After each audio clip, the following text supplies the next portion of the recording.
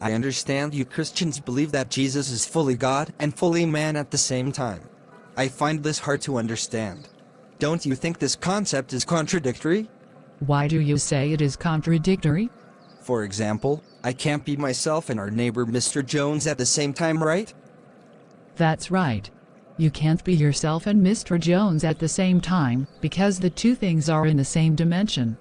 But we are not saying that Jesus is two men at the same time. We are saying that Jesus is both God and man. Isn't that also contradictory? We can't have someone who is both the tall man and short man at the same time, right? Saying that Jesus is God and man like saying something is a square circle. The square and the circle both exist in the same two-dimensional space, and therefore to be both a square and circle at the same time is self-contradictory. But what if you have a square and a cube? Would that not be possible? The square exists in 2 dimensions and the cube in 3 dimensions. Likewise, you can have a circle existing in 2 dimensions and a sphere in 3 dimensions.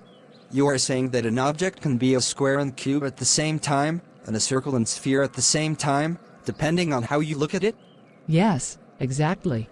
But to believe that Jesus is also God, we have to believe that it is possible for man to become God? Not at all. Man cannot become God.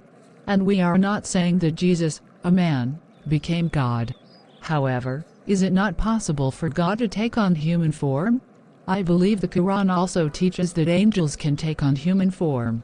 So why not God? It is true that angels can take on human form.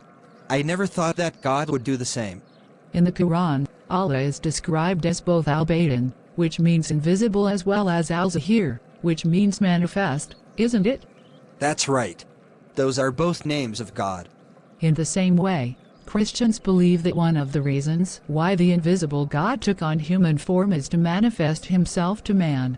The Bible says that Jesus is the image of the invisible God. Another way we can understand the duality concept is to use the example of light. Light? How does light illustrate the dual nature of Jesus? You see, scientists used to believe that something is either a particle or a wave, but it can't be both. But when they look at the properties of light, they discovered that it has a dual nature. Einstein said this: we have 2 contradictory pictures of reality. Separately, neither of them fully explains the phenomena of light, but together they do.